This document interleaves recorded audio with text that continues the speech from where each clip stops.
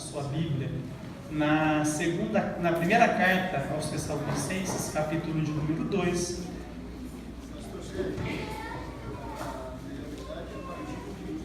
A melhor idade? Boa pergunta. Não é? Para mim, a melhor idade é a partir dos 60. Dada essa informação, você vai ser visitado pelo Natalino também. Aleluia! E o Levi daqui uns 2 anos também vai receber a visita lá. Mas por enquanto ele não... Louvado seja Deus. Então a partir dos 60, tá bom, irmão? Mas pastor, tem 59,5. Aguenta o meio que falta e depois tu entra na lista também. Amém? Em nome de Jesus. Deus é fiel. 1 Tessalonicenses capítulo 2, verso 1. Todos os irmãos encontraram? Amém. A Escritura Sagrada diz assim: irmãos, vocês mesmos sabem que a visita que lhes fizemos não foi inútil. Na terça passada, meus irmãos, nós concluímos o primeiro capítulo da carta aos Tessalonicenses, apresentando para os irmãos aquilo que Paulo enumerou como os sinais e as evidências que acontecem quando a igreja está pregando o Evangelho no poder do Espírito Santo. Falamos que aqueles pecadores se tornaram discípulos, imitadores dos apóstolos, um modelo a ser seguido, abandonaram a idolatria, passaram a aguardar com muita expectativa a vinda do Senhor Jesus Cristo. E agora nós vemos aqui Paulo retomando esse assunto, só que ele vai começar sobre um outro aspecto, mencionando que, dado que ele apresentou no capítulo anterior, ele pode reconhecer que a visita dele entre aqueles irmãos não havia sido inútil, havia deixado um fruto precioso na vida daqueles irmãos. É interessante, irmãos, a gente fazer aqui nesse momento uma comparação de como que Deus é tremendo e como que Deus pode pegar situações completamente desfavoráveis e revertê-las a nosso favor. Os irmãos se recordam que o trabalho feito na cidade de Tessalônica, para quem essa carta foi endereçada, foi um trabalho bem curtinho. Se você puder abrir a sua Bíblia em Atos capítulo 17 e no verso 2, você vai perceber que foi um trabalho de talvez pouco mais do que 3 semanas. É muito pouco tempo. Mas vamos ler lá, se é isso mesmo. Atos capítulo 17, verso 2. Os irmãos terem uma ideia, essa é a 5ª mensagem dessa série. Então só com essa série aqui, eu estou ocupando 5 semanas já dos irmãos. Paulo teve pouco mais do que 3 para plantar a igreja. Então, num comparativo, é muito pouco tempo. Atos capítulo 17, verso 2, o irmão que encontrou, leia para a gente em alto e bom som. Ora, Paulo, segundo o seu costume, foi ter com eles, e por 3 sábados discutiu com eles sobre as Escrituras. Então, vocês percebem que foi um trabalho curto, e pelo fato de Paulo ter que sair de Tessalônica praticamente fugido, representa para a gente um cenário completamente desfavorável. A título de comparação, para plantar a igreja de Corinto, Paulo teve 18 meses, 1 ano e meio. Abra sua Bíblia, por favor, em Atos capítulo 18 e no verso 11. Só para nós termos aí uma referência bíblica que nos dê uma margem de comparação.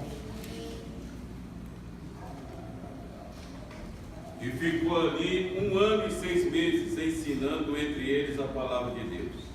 Pastor Daí está afiado, hein? Glória a Deus, que maravilha. Então você compara Corinto, 18 meses, Tessalônica, pouco mais que 3 semanas. Então você vê que o cenário tão desfavorável poderia ter tido um resultado desastroso. Uma igreja menina, uma igreja que não cresceu, uma igreja minguada. Mas na verdade o que aconteceu aqui foi exatamente o contrário. Nós estamos aqui diante de uma das igrejas mais frutíferas do Novo Testamento.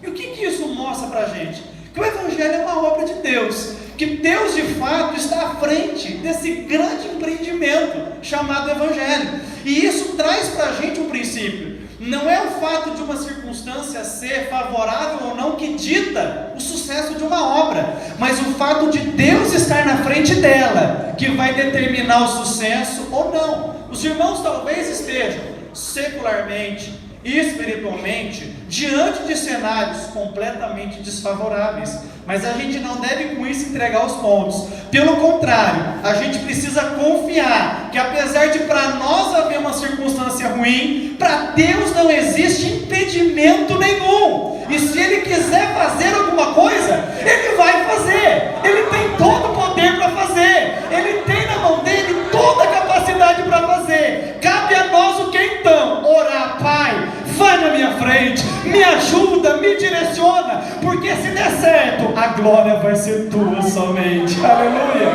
Então veja que para Paulo, isso aqui foi um grande aprendizado. Não há circunstância desfavorável que impeça a boa mão de Deus de cumprir os seus propósitos. Deus é fiel, é Deus que dá o crescimento. Abra sua Bíblia na carta aos Coríntios, a primeira carta, capítulo 3 e verso de número 6. O Evangelho triunfa em Tessalônica, porque Deus dá o crescimento. Eu plantei, Apolo regou, mas Deus deu o crescimento. Aleluia. Vamos deixar agora o outro irmão ler também. Aleluia. Deus é fiel. Tem que ser rápido. Então, se for habilidade bíblica aqui, irmãos, a gente está frito, viu? 1 Coríntios, capítulo 3, verso 6. Algum irmão da nave lê para a gente em alto e bom som. Eu plantei, Apolo regou, mas Deus deu o crescimento. Glória a Deus. Eu gostei do ele também, não é? Coisa linda. Quem que dá o crescimento, irmãos? Deus. Então vai crescer. Aleluia. Glória. Confia, você lançou a semente, vai crescer, para a glória do nome de Jesus Cristo. Deus dá o crescimento. Obviamente isso se refere ao reino, ao trabalho do reino, ao progresso do Evangelho. Mas nós podemos confiar que qualquer empreendimento que envolva a glória de Deus vai ter o seu devido crescimento também. Isso serve para nos encorajar diante das dificuldades, mas também para nos colocar no devido lugar. Muitas vezes, irmãos, nós nos consideramos os salvadores da pátria, não é? Você já viu isso? Às vezes a pessoa vê um trabalho que não está indo muito bem e ele fala assim: Wesley, se eu tivesse na frente dava certo. Não está dando certo porque é o Wesley que está fazendo. Nós temos uma tendência a pensar que nós somos os salvadores da pátria, a pensar que a gente está vendo algo que ninguém está vendo. Nós temos uma tendência natural de nos considerar superiores aos demais, não entendendo que não é assim que funciona no reino do céu.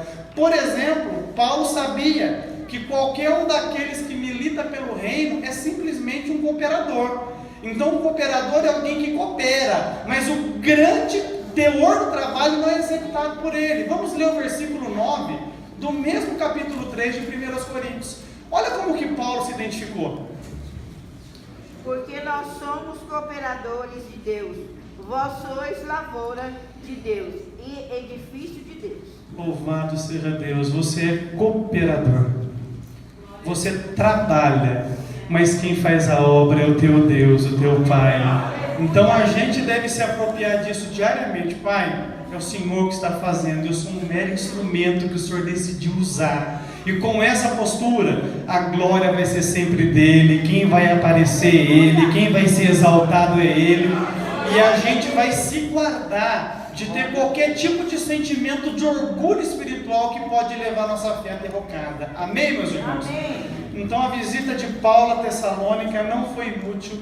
O trabalho sincero que vocês fazem em qualquer esfera que envolva a glória de Deus não vai ser inútil também. Deus vai dar o crescimento para o trabalho que está nas suas mãos. Versículo de número 2. Apesar de termos sido maltratados, insultados em Filipos, como vocês sabem, com a ajuda de nosso Deus, tivemos coragem de anunciar-lhes o Evangelho de Deus em meio a muita luta. Irmãos, o chamado à vocação cristã é uma vocação para a luta, para a batalha. Qualquer pessoa que quiser servir a Cristo e viver o Evangelho de forma piedosa vai sofrer perseguição, vai sofrer dificuldades terríveis e tremendas. Os irmãos estão bem instruídos por causa da introdução que nós vemos aqui da carta, que o trabalho em Tessalônica sucedeu ao trabalho em Filipos. Quem lembra o que Paulo passou em Filipos aqui? Quem se recorda? O que ele enfrentou lá? Algum irmão se recorda? Ele foi para onde? Ele foi preso. Paulo e Silas na prisão. Quem se lembra desse episódio aqui? As irmãs têm pelo menos uns 15 anos na pasta que fala de Paulo e Silas na prisão, né? Que eu me recordo. Então foi depois desse episódio que Paulo foi para Tessalônica. Foi fácil passar por aquilo? Ou você acha que foi gostoso ficar preso no tronco? Ou você acha que foi gostoso ficar numa cela fria, Carol? Não foi. Foi algo difícil. Isso poderia ter paralisado ele, porque luta costuma paralisar a gente. Mas o que foi que ele fez? Ele se apropriou da fé, ele se encorajou e ele falou assim: não vai ser pancada que vai me parar. Aqui eu passei dificuldade, aqui o Evangelho triunfou. Eu vou para frente e o Evangelho vai continuar triunfando. Pancada não vai me parar. Deus me para, luta não me para. Eu vou para frente glorificando a Deus. Nós precisamos, irmãos, ter... Eu costumo usar esse jargão, eu não gosto de jargão, mas esse eu uso para a minha vida. O cristão tem que ser que nem clara de ovo. Quanto mais você bate, mais cresce. Então você está tomando pancada, você tem que pegar isso e crescer. Eu vou servir melhor, eu vou adorar mais, eu vou me esforçar mais. Porque muitas vezes nós esmorecemos diante de circunstâncias que não são favoráveis para a gente. Quem é que gosta de passar luta? Não, glória a Deus, bem alto aí. Ninguém gosta? Quantos aqui gostam de passar problema? Dê um glória a Deus bem alto aí. Sangue de Jesus tem poder, né? E tem mesmo, mas não para resolver problemas, só para perdoar pecado. Graças a Deus por isso. Mas qual que é a situação que a gente vai enfrentar no cristianismo? No mundo tereis aflições, mas tem de bom ânimo, eu venci o mundo. Então vou passar por luta? Vou. Mas como que eu devo encarar isso? Sabendo que eu estou do lado do vencedor. E já que ele venceu, ele vai me dar força para vencer também. Com o poder dele que está em mim, com o seu exemplo de superação, com a fé que eu tenho nele, eu vou continuar tomando pancada, tomando rasteira, mas a obra que ele confiou nas minhas mãos, eu vou fazer. Independente da opinião alheia, independente das circunstâncias, maior é Deus que me chamou, e se eu estou fazendo para Ele, não tem batalha que me faça parar. Aleluia! Você veio aqui depois de muitas pancadas hoje, e Deus mandou essa palavra para dizer para você: não pare, não cesse, não desista, porque Deus ainda tem muito o que fazer por seu intermédio. Você crê nisso? Pode glorificar o nome dele nessa noite? Isso é maravilhoso. A igreja vai ser alvo nessa presente era de todo tipo de luta, viu, irmãos?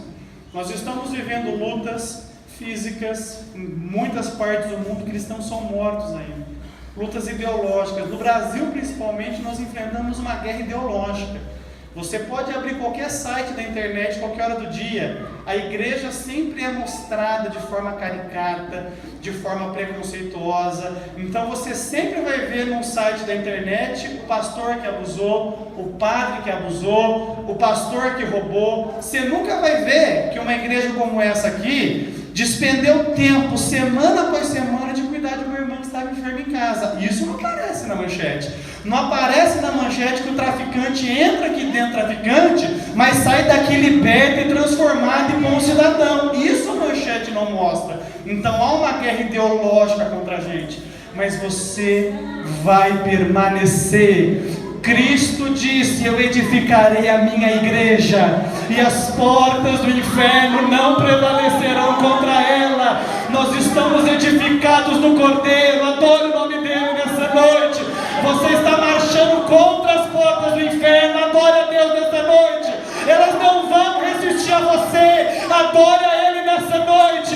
Eles vêm contra nós com carros e cavalos. Nós vamos contra Ele em nome do Senhor. E nesse nome nós temos vitória. Aleluia! Glória a Deus! Que a gente se mantenha convicto que as lutas virão, mas maior é aquele que nos vocacionou, que nos chamou. Glória a Deus!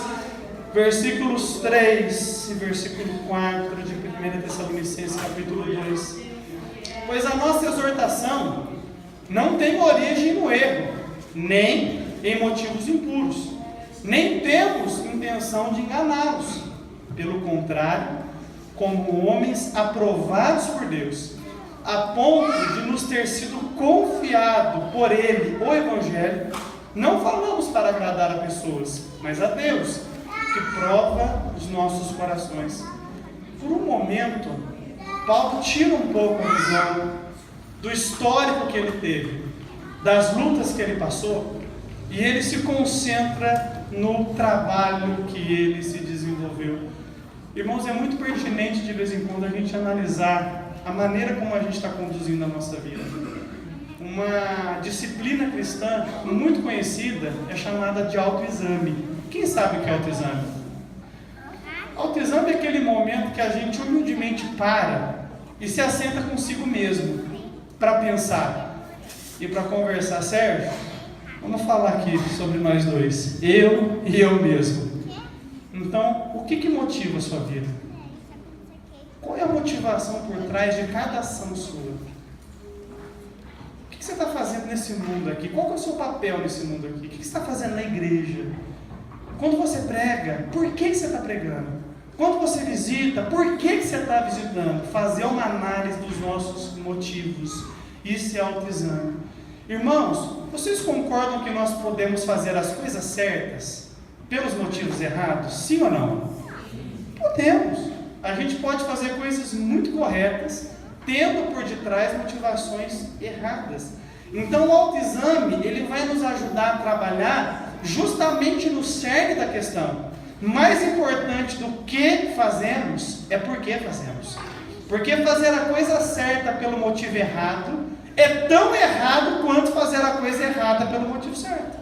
Então a gente precisa ter uma avaliação constante dos nossos motivos, do nosso coração, porque isso vai nos colocar debaixo do governo de Cristo. Quantos aqui querem ser governados pelo Senhor Jesus? Adorem a Ele nessa noite. Então o meu coração, os meus motivos, as minhas vontades têm que estar expostas a Cristo.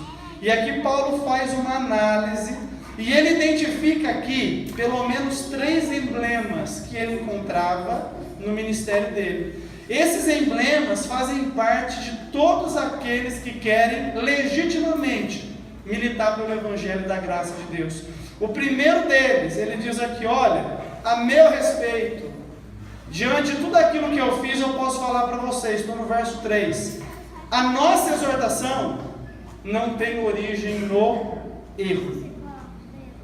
O que eu faço não tem origem no erro. Em outras palavras, quando eu prego, eu estou pregando por causa da verdade de Deus. Quando eu visito, eu estou visitando por causa da verdade de Deus. Quando eu falo uma palavra para encorajar, eu estou fazendo isso baseado na verdade, naquilo que foi revelado acerca da natureza de Deus. Irmãos, hoje nós temos vivido um tempo em que muitas pessoas querem pregar a Deus sem conhecer a Deus, querem visitar sem entender o que elas estão fazendo. Elas estão simplesmente levadas por uma rede, uma cadeia de engano permanente. E uma coisa é fato: se você não está andando pela verdade, você está andando pelo erro. E quem anda no erro vai produzir frutos errados, e quem anda na verdade vai produzir frutos verdadeiros. E eu quero perguntar para você: você tem andado na verdade ou na mentira? Você tem andado na realidade do Evangelho ou no engano da sua própria percepção sobre Deus e sobre o mundo? Já parou para pensar nisso? Você tem que avaliar como está o seu coração diante de Deus. Eu conheço a Deus de verdade? Ou Deus é só uma teoria para mim? Eu conheço Deus pela vida do Samarone, conheço Deus pela vida do pastor Adaías, mas você reconhece Deus na sua própria vida? Você teve um encontro transformador com Ele. A sua percepção do mundo foi mudada no momento que Ele entrou no seu coração e virou do avesso a sua vida, colocando você na posição correta diante dele. Ou não? Ou você caiu de gaiato nesse movimento chamado igreja? Não sabe o que você está fazendo aqui, mas você está empurrando. Não. Você precisa conhecer a verdade de Deus nessa noite. Você precisa ter um encontro verdadeiro com Cristo nessa noite. Você precisa deixar Ele entrar na sua vida e mudar tudo que está atrapalhado aí, reinando no seu coração. para que então você possa dizer como Paulo: a minha exortação não tem origem no erro, tem origem na verdade, e a verdade é Cristo Jesus. O que Ele fez na minha vida, eu vou passar para frente alcançando pessoas com a salvação. Aleluia. Quantos aqui querem viver segundo a verdade? Adorem o nome de Jesus Cristo. O segundo emblema que Paulo apresenta aqui, interessantíssimo: eu não tive motivos impuros. Ele podia observar os seus motivos e ver verdade nos seus motivos. Aleluia. Aleluia. Por que você faz alguma coisa? Você faz alguma coisa para ser visto? Seu motivo é impuro. Por que você prega? Para mostrar que você tem conhecimento teológico. O seu motivo é impuro.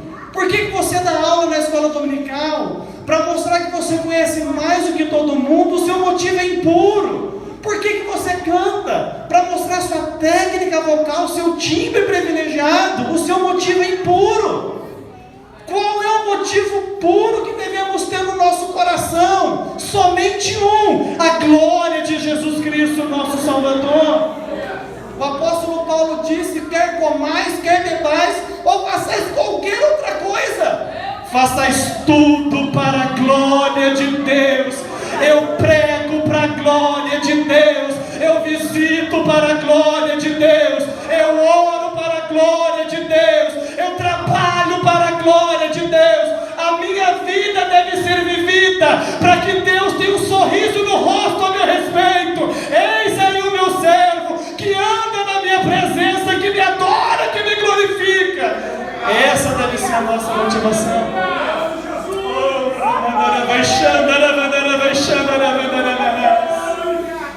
Quantos motivos impuros na igreja?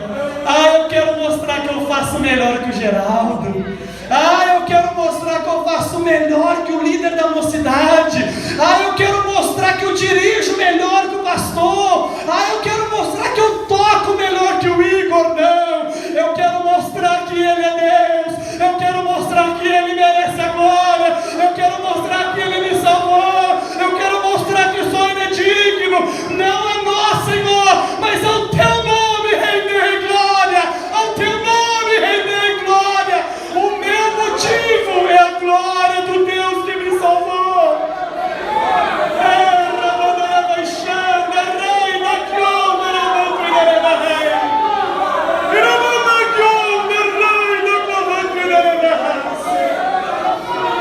Glória de Deus é o nosso motivo. Aleluia. Levante suas mãos e adore. Ele está aqui.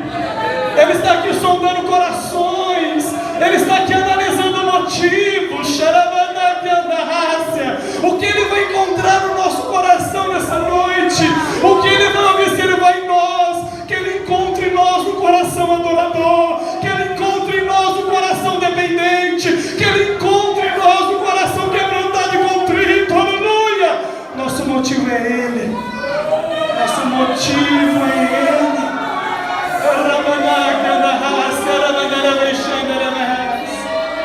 Nosso motivo é Ele. Nosso motivo é Ele. Diz mais o apóstolo: nem temos intenção de enganá-los. Quanta manobra na igreja, quanta politicagem na igreja. Eu vou levar o Levi lá em casa para jantar comigo. Eu vou ganhar o coração dele para ele me dar uma oportunidade na escola dominical. Engano. Não vou fazer um churrasco lá pobreiro. Pobreiro prestar atenção em mim. Engano. Engano. Não vamos lá para a minha igreja que lá os seus problemas vão ser resolvidos. Engano.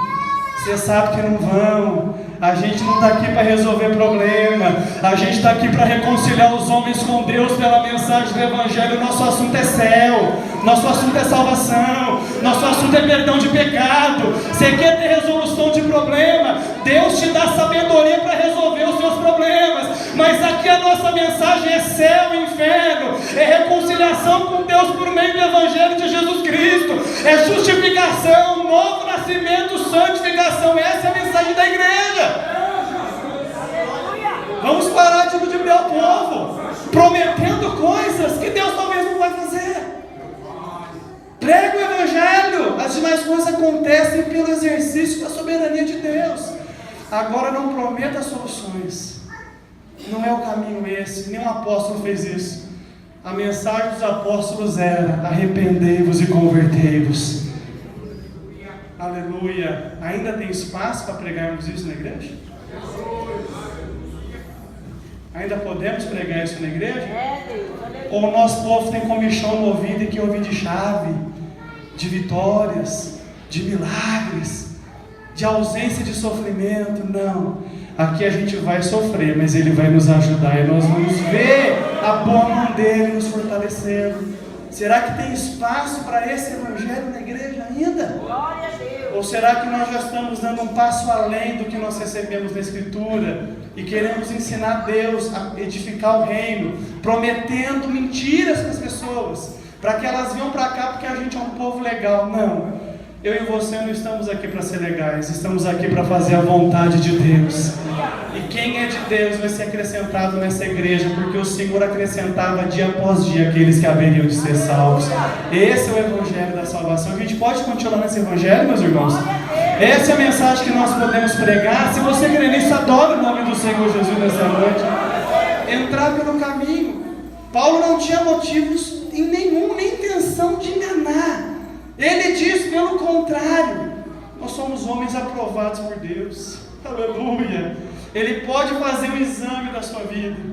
Eu não tenho motivo impuro, eu não estou baseado no erro, eu não tentei enganar ninguém. Eu sou alguém que foi aprovado por Deus, e por causa disso Deus me confiou o Evangelho. Aleluia. Deus quer confiar coisas novas para você, meu irmão. Só que para isso Ele quer ver emblemas em nós, emblemas de um ministério aprovado por Ele. Quantos querem ter esses emblemas na vida? Levante a mão e fala: Senhor, trabalha na minha vida, trabalha no meu coração, muda o meu coração, muda os meus valores. Irmãos, eu faço oração constantemente. Deus, me ensina a amar o que o Senhor ama e a odiar o que o Senhor odeia. Irmãos, a gente é muito vagaroso no nosso crescimento espiritual. Nós temos que lutar contra o nosso ego, contra a nossa carne o tempo todo.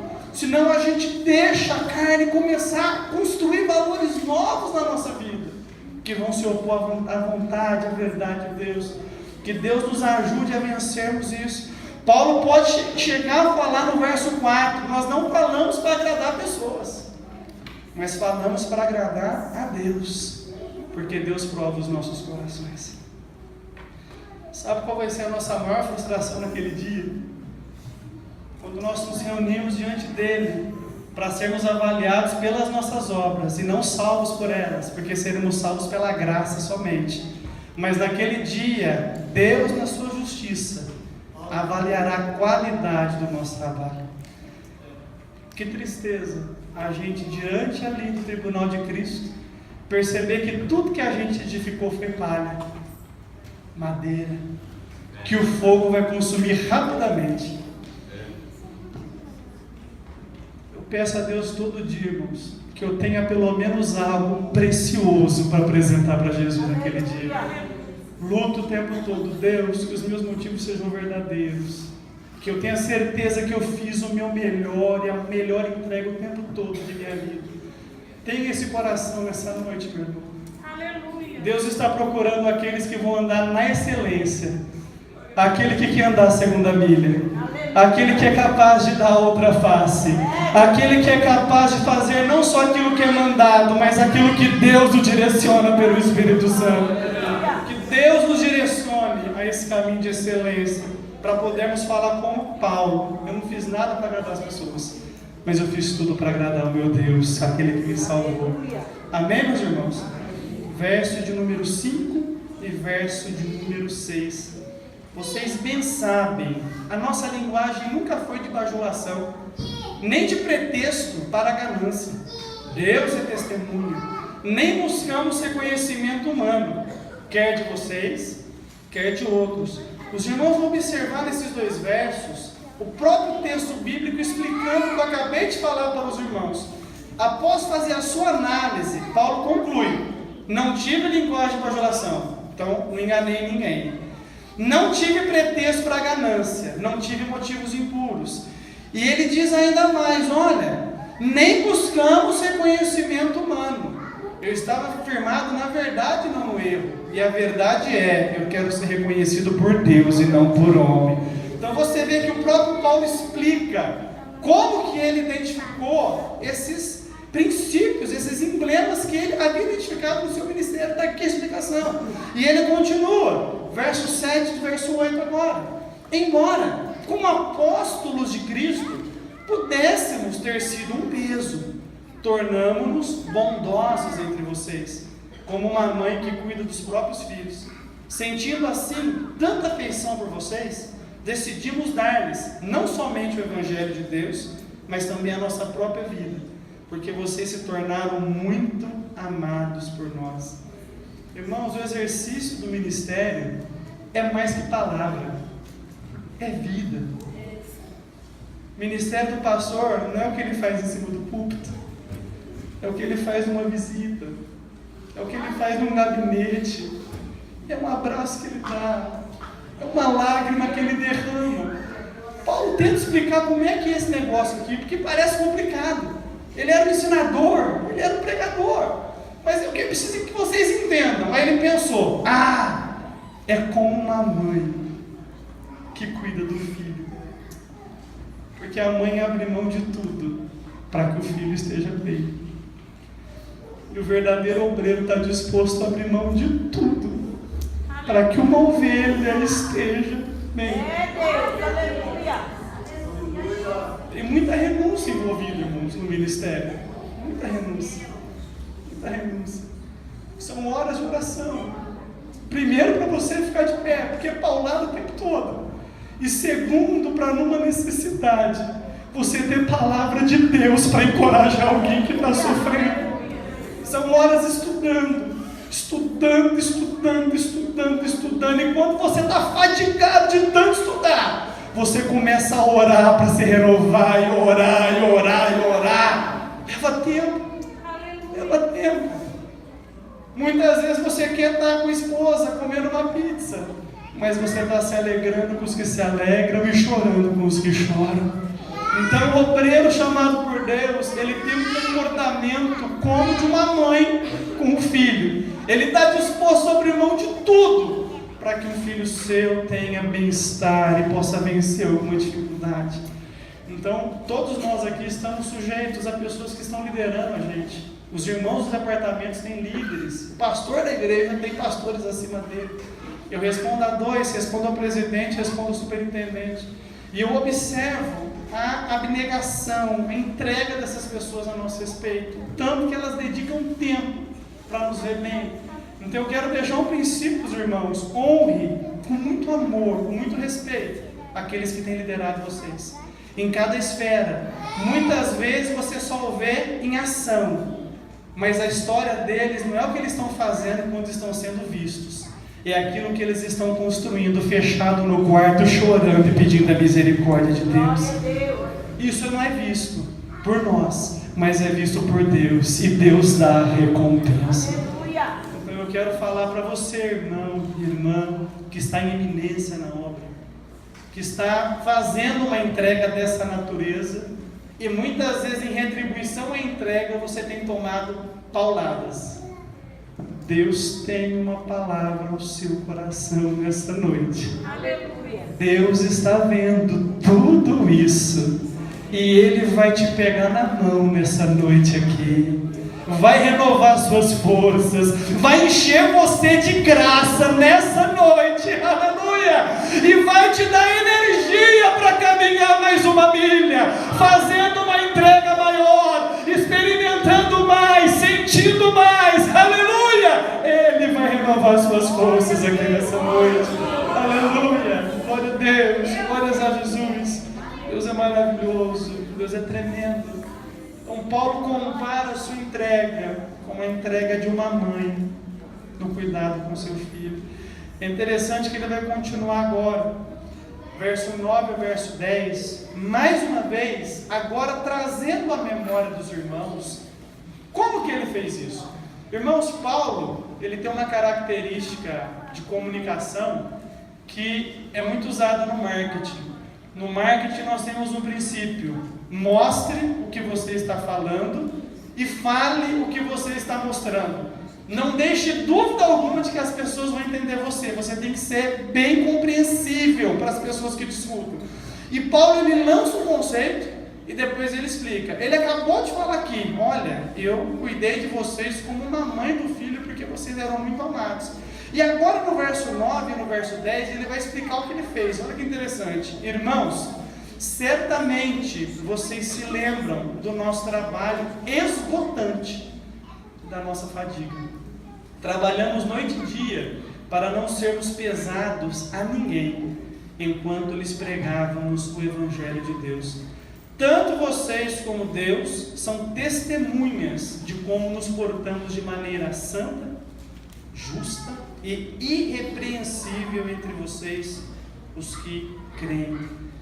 Irmãos, um apóstolo, um plantador de igrejas, um homem cheio do Espírito Santo, que deveria ser sustentado pela igreja, ele toma uma decisão para não prejudicar o avanço do Evangelho, e ele trabalha de dia e de noite para custear o próprio ministério dele, para não ser pesado para os irmãos. Irmãos, quantas pessoas aí, não vocacionadas por Deus para isso, têm buscado o ministério de tempo integral? Algumas são vocacionadas, algumas não são. Recentemente eu ouvi uma notícia de aconteceu aqui na nossa volta. Um camarada foi pregar na igreja, pregou uma mensagem boa, e no final ele pediu dinheiro para a igreja, porque o filho bebia muito leite, e ele tinha que comprar o leite para o filho. Eu pensei comigo: se meu filho quer leite, eu vou trabalhar para dar leite para o meu filho. Eu não vou ser pesado para a igreja. A igreja não tem que dar leite para itinerante que se faz itinerante. Mas muitas pessoas ficam naquele: ai, Deus vai me chamar para o tempo integral, Deus vai me chamar para o tempo integral. E na verdade isso não é chamado, é preguiça de trabalhar. Preguiça de trabalhar. Irmão, acorda cedo em nome de Jesus. Sai de casa. Vai levar currículo, irmão. Vai levar currículo. Não está achando o que fazer? Vai comprar trufa no centro da cidade. Vai de porta em porta e vende. Mas não fica parado dentro de casa. Deus nos deu unção para sermos vitoriosos em qualquer necessidade. Deus dá sabedoria para a gente se reinventar. Aleluia. Agora tem gente que cruza o braço: Deus vai fazer. Amém. Ele pode fazer, mas Ele vai fazer através do seu esforço. Aleluia. Glórias a Deus. Cuidado. Eu tenho uma recordação da irmã Natalina aqui. Estive com ela sábado. Quantas vezes eu estava comendo pastel aqui, a irmã Natalina naquela idade esperando pegar as latinhas de refrigerante que as pessoas deixavam lá, para complementar a renda dela, para comprar os remedinhos dela. Uma senhora que mal enxerga de uma vista. Se o geral está na melhor idade, ela está na melhor da melhor idade. Mas ela estava lá pegando a sua latinha para complementar a renda. E muito moço, barbado, cheio de saúde, dormindo até tarde porque a porta não se abriu para mim ainda, irmão. E nem vai abrir. Nem vai abrir. Irmão, isso aqui é para você. A crise acontece para a gente se reinventar. Se reinvente nessa noite em nome de Jesus Cristo. Deus vai te dar sabedoria para você se reinventar. Você crê nisso? Pode adorar o nome do Senhor Jesus Cristo. Deus vai te mostrar um caminho, irmãos. Deus vai te mostrar um caminho. Mas esse homem aqui que deveria ser sustentado pela igreja, trabalhou. E muita gente que não deve ser sustentada pela igreja não quer trabalhar. Que Deus nos ajude a termos critérios e sabedoria nas nossas ações. Ele continua dizendo aqui: tanto vocês como Deus são testemunhas de como nos portamos, 3 características do comportamento de Paulo: de maneira santa, de maneira justa e de maneira irrepreensível. Paulo se comportou de maneira santa. Diga para quem está do seu lado, maneira santa. Ele andou segundo a doutrina que ele tinha. A vida dele refletia a sua mensagem.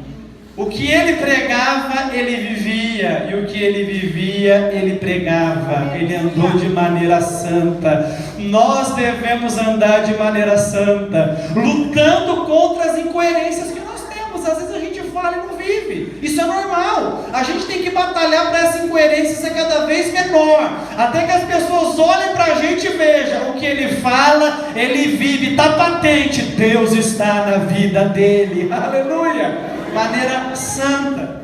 Ele também vivia, meus irmãos, de maneira justa. Ele tinha equidade nos seus relacionamentos. Ele era justo com a Ruth, mas era justo com a Carol também. Ele era justo com o Geraldo e era justo com a Deia também. Tudo que ele fazia se observava um padrão de justiça bem estabelecido. Irmãos, é fácil viver um padrão de justiça assim? Sim ou não? Não é. Mas dá? E quando a gente vive assim, Deus é glorificado na nossa vida. Ele continua dizendo aqui, olha, eu também vivi de forma irrepreensível. Honestamente, ninguém tem nada a falar a meu respeito, o que ele está dizendo aqui. Então, às vezes, nós podemos incorrer em incoerências e nos tornarmos repreensíveis. Faz parte da natureza humana, vez ou outra, em alguma atitude ou situação particular, tornar-se repreensível. Mas Paulo aqui com coragem fala, eu vivi de modo irrepreensível. Enquanto estive entre vocês, não dei motivo para que ninguém fale nada a meu respeito. Que Deus nos ajude, meus irmãos, nos apropriando da graça que há em Cristo, vivermos de modo irrepreensível, glorificando o nome dEle, não sendo motivo de escândalo para ninguém. Versículo 11 e versículo de número 12. Terminando aqui, e a gente vai continuar depois na próxima semana. Mais uma vez ele vem com comparações, é uma forma de linguagem bela de Paulo. Pois vocês sabem que tratamos cada um como um pai trata seus filhos, exortando, consolando e admoestando, para que vocês vivam de maneira digna de Deus, que os chamou para o seu reino e glória. Anteriormente, Paulo comparou o seu trabalho com quem? Quem prestou atenção? Com uma mãe. E agora ele compara com um? Ele é cheio de comparação. Ele gosta. Da mãe, ele tira o exemplo da entrega, do amor abnegado. Do pai, ele tira o exemplo de uma liderança educadora. Como um pai, eu fiz 3 coisas com vocês. A primeira, eu exortei. Irmãos, a igreja é lugar de exortação. Amém? Amém. Quem aqui gosta de exortação? Dá uma glória a Deus bem alto aí. Glória a Deus. Exortação é um negócio complicado, né? Não é? Disseram que sábado, irmãos, eu apertei parafuso sem porca aqui. Eu só preguei o evangelho. Só preguei, não fiz nada demais, eu preguei. Não é? Mas a exortação assusta um pouco, porque a gente vive num mundo de muita hipocrisia, em que muitas vezes nós sustentamos relacionamentos com bajulação, e sem verdade e sem franqueza. Às vezes é melhor uma verdade bendita do que uma bajulação maldita. E a igreja tem que ser um lugar em que a verdade reina, e a verdade é totalmente aí próxima parente da exortação. Quem fala a verdade exorta. Exortar não é dar pancada. Exortar é mostrar o caminho e falar, vá por aqui que aqui vai dar certo. Então, a igreja é um lugar de exortação. Deus nos exorta como filhos, está escrito. Então, se você quer fazer parte da igreja, você tem que estar preparado para a exortação. Amém, meus irmãos? Amém. E como um pai, né, pastor tem esse papel de ser um pastor, né? Eu quero louvar a Deus pela vida de vocês. Amém. Que a movimentação domingo no culto foi bem melhor. Aleluia. com exceção daquele bate-papo enquanto o Levi estava tentando dar aviso aqui no final, que ficou uma falação terrível, mas normal, a gente está aprendendo. Mas durante o culto, irmãos, estava aqui, está aparecendo uma igreja aqui, meus irmãos. Graças a Deus, melhorou, já não tem ninguém mascando chiclete aqui mais, graças a Deus, que crente não masca chiclete no culto, não é? Porque ele quer dar glória a Deus, fala língua estranha, com o chiclete na boca engole, não dá. Então, estamos melhorando muito, mas isso só acontece quando tem exortação. Amém? A gente pode continuar exortando, meus irmãos? Amém? Vamos em frente. Então, Paulo fala, eu como um pai, exortei. O bom pai, exorta. Como um pai também eu consolei. Então, a coisa mais gostosa que o pastor faz é pegar o cajado aqui e exortar, mas lá na saída dar um abraço gostoso em cada irmão. É tão gostoso. Depois da exortação a gente sai meio assim, né? Meio manquejando, e chega lá e ganha um abraço gostoso. Deus te abençoe, tenha uma boa semana. Aí você fala, nossa, bateu e depois curou. Engraçado esse negócio, né? É que nem minha filha. Minha filha de vez em quando eu tenho que dar umas broncas feias nela, irmãos, porque ela puxou o pai, ela é complicada. E ela fica murchinha. E eu deixo ela pensar um pouquinho, depois eu não aguento. Aí eu falo, filha, vem cá. Ela vem correndo e pula, e me abraça, e me beija. Então é assim que a gente vai trazendo uma educação em casa e trazendo uma ordem de essência na igreja. Exortamos e consolamos, exortamos e consolamos, exortamos e consolamos. Amém, meus irmãos? E como um pai, ele também admoestava. O que significa essa palavra admoestar? É você com muita insistência levar aqueles que te ouvem a obedecer às suas instruções, não é? Que mãe que nunca fez isso? Né, Ruth?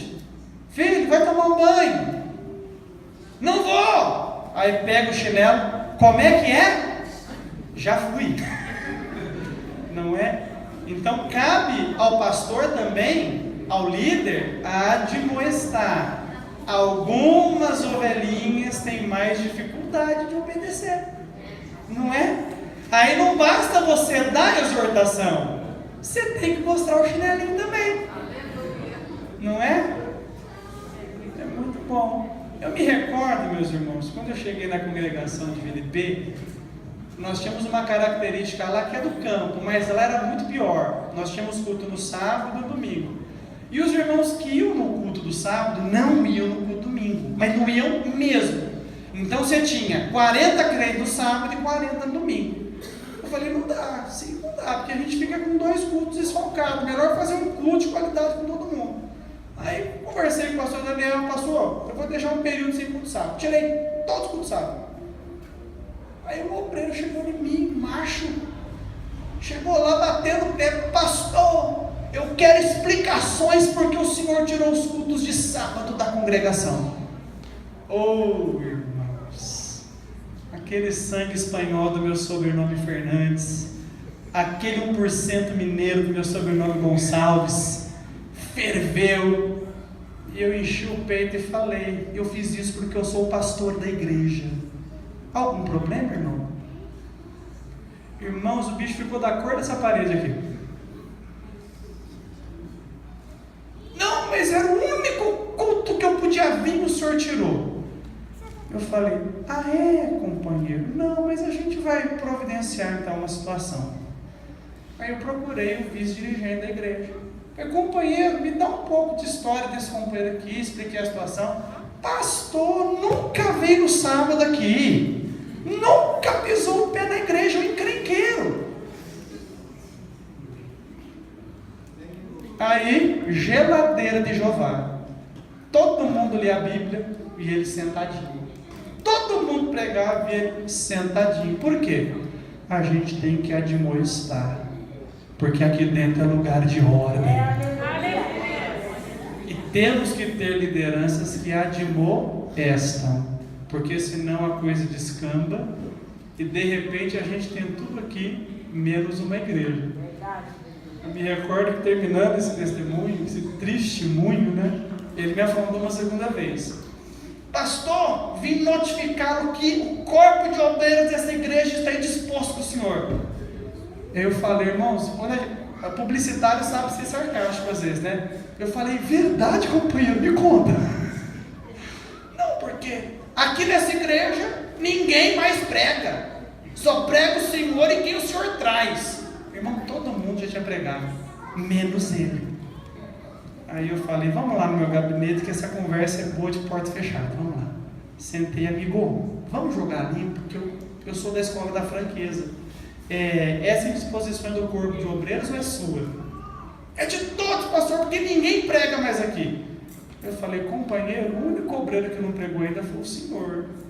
Eu falei, o senhor é diácono. Vamos aprender a falar a verdade, francamente. A indisposição, então, é do senhor só. Pastor, porque o outro companheiro me deixou pregar, o senhor não deixa, Eu falei, eu vou deixar pregar quem frequenta culto de ensino, irmão.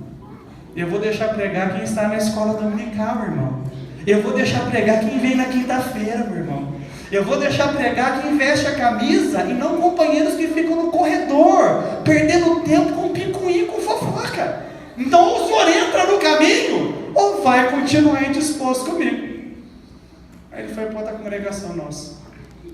Chegou lá, está dando trabalho para o companheiro lá também. Aí o companheiro me encontrou na sede, pastor Sérgio, posso mandar de volta? Eu falei, não, fica com ele em nome de Jesus Cristo. Deixa, eu já tenho as minhas provas, já estou muito bem com as minhas. Divide um pouco a farda comigo e está lá, irmãos. Por quê? Não aceita a demonstração, não entra no caminho, fica fora da bênção de Deus. Fala para quem está do seu lado, o segredo é entrar no caminho. Fala para ele. Podemos admoestar, meus irmãos? Amém? Então fique de pé em nome do Senhor Jesus Cristo.